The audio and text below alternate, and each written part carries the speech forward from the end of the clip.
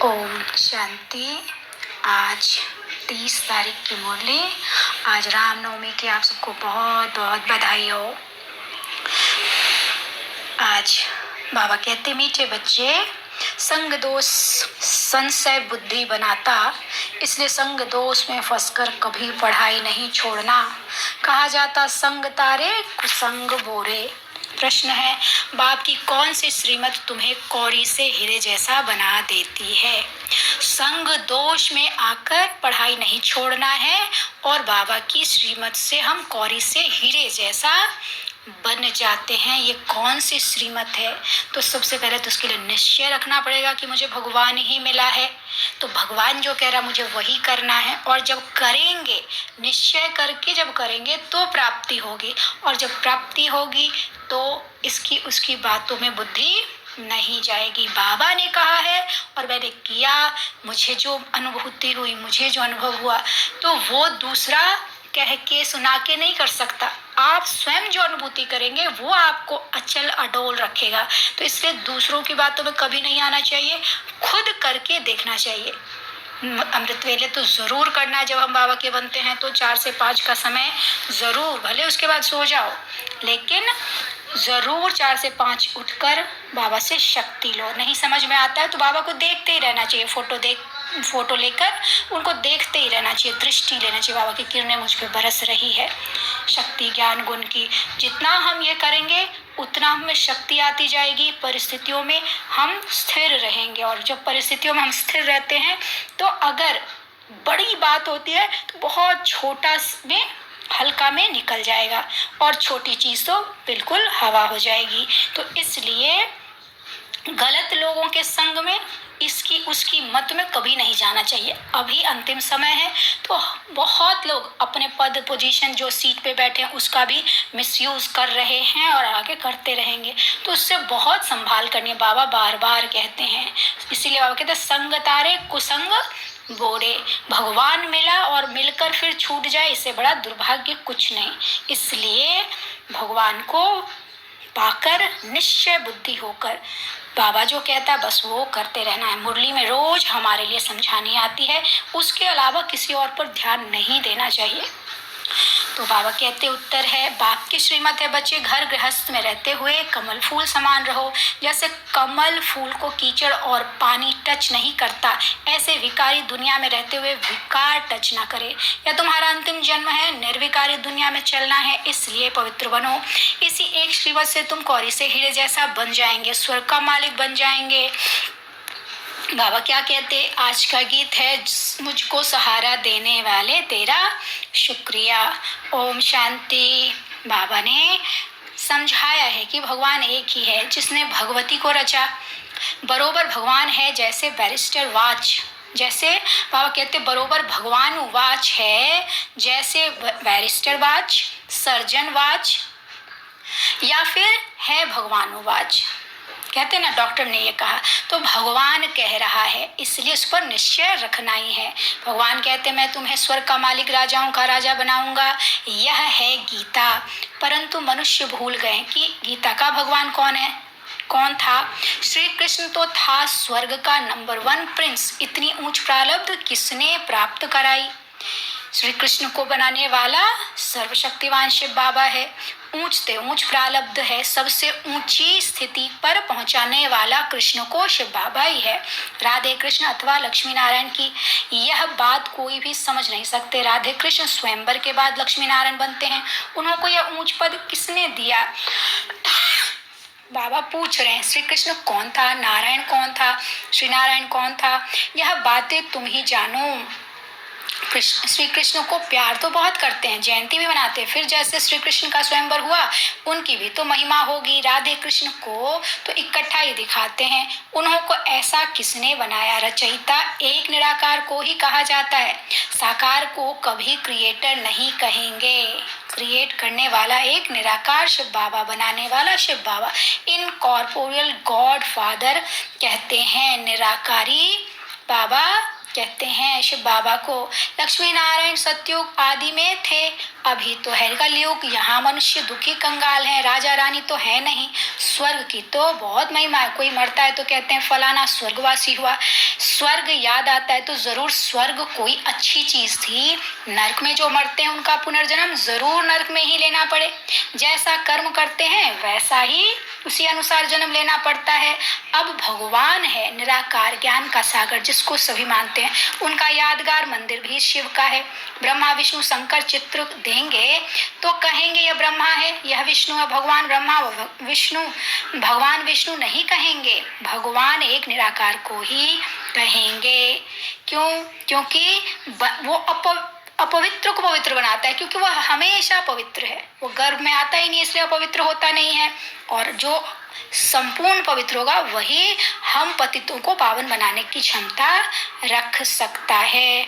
बाबा क्या कहते हैं, क्रिश्चियन बौद्ध आदि सबको मालूम है कि हमारा धर्म फलाने स्थान स्थापन किया, सब धर्म के स्थापकों का सबको पता है, लेकिन हमारा आदि सनातन देवी देवता धर्म का संस्थापक स्थापना करने वाला कौन है ये हम नहीं जानते।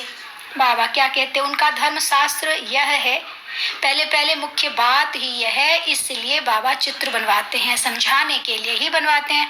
आगे वाले चित्र में कोई लिखित थोड़े थी, यह तो समझाया है स्वर्ग का रचयिता है परमपिता परमात्मा, स्वर्ग में है सदा सुख।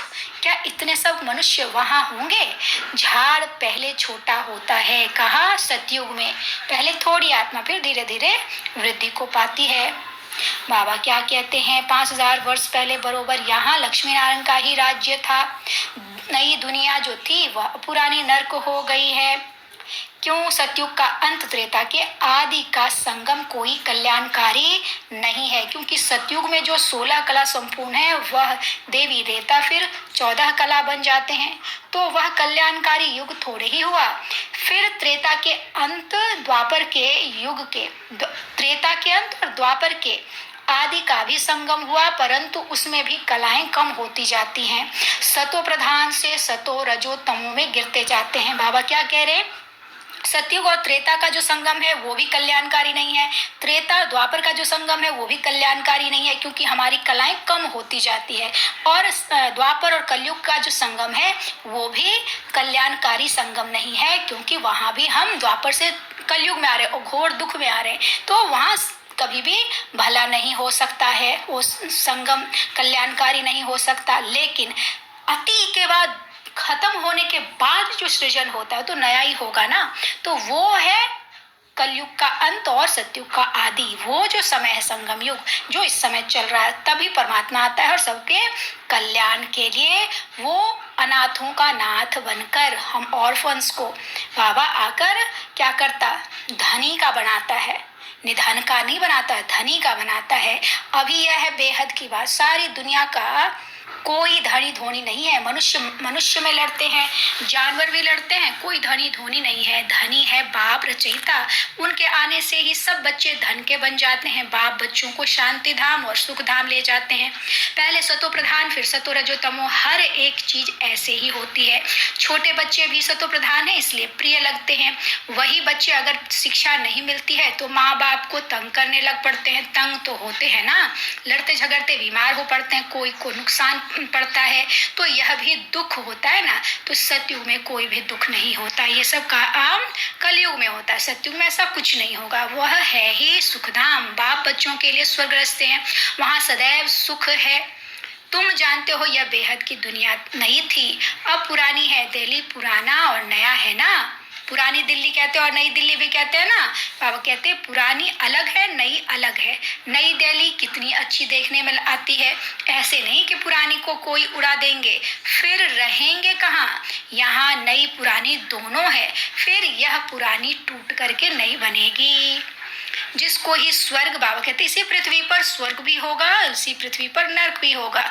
तो कुछ भी एकदम से खत्म नहीं होगा। और कहते हैं जिसको ही स्वर्ग कहा जाता है, दिल्ली को ही परिस्थान कहते हैं। इस समय है कब्रिस्तान। सत्युग में लक्ष्मी नारायण का राज्य था, दिल्ली परिस्थान थी, स्वर्ग थी, अब नरक है। बाप खुद स्वर्ग का मालिक नहीं बनते हैं, बच्चों को बनाते हैं।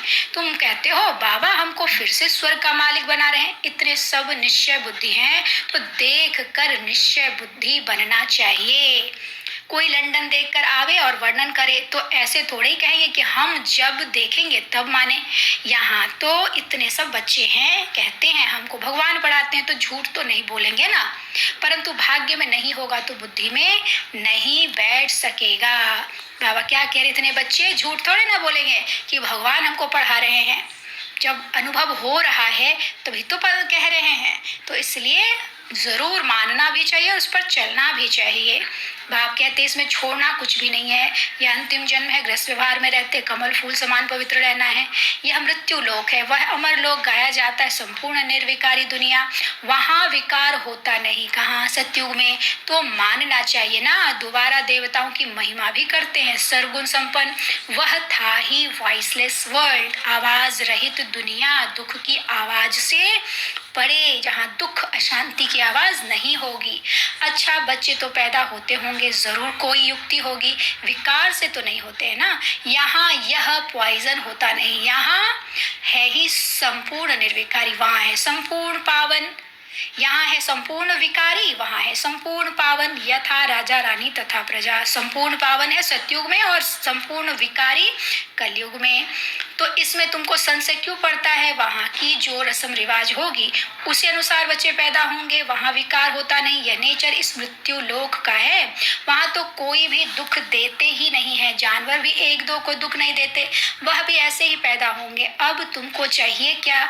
शांति चाहिए तो अपने को आत्मा समझ बाप को याद करो, तो मेरे पास चले आएंगे। जो स्वर्ग में आने वाले होंगे वह कहेंगे हम तो ज्ञान जरूर लेंगे, सुख जरूर लेंगे, बाप से वर्षा का, स्वर्ग का वर्षा लेना है। तो तुम जानते हो हम बेहद के बाप से बेहद का वर्षा ले रहे हैं। चलते चलते फिर कहाँ उल्टा सुल्टा तूफान आता है तो निश्चय टूट पड़ता है, माया से हार खा लेते हैं। बाप कहते हैं कल पहले भी ऐसे वर्षा लेते लेते हार खा ली थी, विकार में फंस गया था, गाया भी हुआ है। संग तारे कुसंग बोरे, यह है सत्य का संग। उनकी श्रीमत पर चलने से हम नई दुनिया में आ जाएंगे। निश्चय में संशय आ जाता है तो वर्षा मिल नहीं सकता। बाबा दूसरी की बातों में आ गए, इधर उधर में फालतू में तूफान आया और विकार में चले गए, तो बाबा कहते फिर वर्षा नहीं मिलेगा। तुम माता पिता कहते हो फिर उनको छोड़ दे, तो यह भी ड्रामा में नोंद है। बाबा कहते शिव बाबा के बने फिर ऐसे बाप को फारकती देवंती हो जाते हैं, छोड़कर चले जाते। तुम्हें ईश्वर का बनना है या रावण का? लड़ाई है ना। कोई तो माया पर जीत प्राप्त कर समझते हैं बाबा से वर्षा जरूर लेना है, श्रीमत पर चलते रहना है। लेकिन एल्बम भी तुम्हारे पास है। जिन सभी बच्चों ने प्रतिज्ञा की कि हम गृहस्थ व्यवहार में रहते कमल फूल समान पवित्र रहना है, कमल फूल को पानी टच नहीं करता, तुमको भी विकारी दुनिया में रहते हुए विकार में नहीं जाना है। यह है तुम्हारा अंतिम जन्म। अपने को निर्विकारी बनाने से तुम निर्विकारी दुनिया में चले जाएंगे। बाबा क्या कहते, ब्रह्मा द्वारा स्वर्ग की स्थापना हो रही है, कितनी सहज बात है। सो तो बाबा कहते बाकी सब हिसाब किताब चुकतू कर मुक्ति धाम चले जाएंगे। सतयुग में तुमको सच्चा सुख मिलता है, बैकुंठ का नाम तो मशहूर है ना। अब बाबा क्या कह रहे हैं, निशानी भी है किसकी? बाबा कहते हैं हम निर्विकारी बन परमात्मा बन जाएंगे। बाप कहते हैं ऐसे तो हो नहीं सकता। साधु सन्यासी क्या कहते हैं, हम निर्विकारी बनेंगे तो हम भी परमात्मा बन जाएंगे। बाबा कहते हैं ये नहीं हो सकता। निशानी भी है महाभारी लड़ाई। बच्चों को राजयोग सिखा रहा हूँ, महाभारी लड़ाई है तो भगवान भी जरूर होना चाहिए, जो सभी झंझटों को हटाए, सभी के झगड़े खत्म कर दे। सर्वशक्तिवान तो बाप है ना।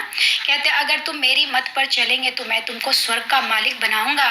कल्प कल्प तुम मेरी श्रीमत से ऐसे श्रेष्ठ बनते हो, आधा कल्प बाद जब मेरी मत पर पूरी आसुरी मत शुरू होती है, बाबा की मत पूरी हो, फिर द्वापर से आसुरी मत शुरू होगी तो तुम कंगाल कौड़ी जैसे बन पड़ते हो।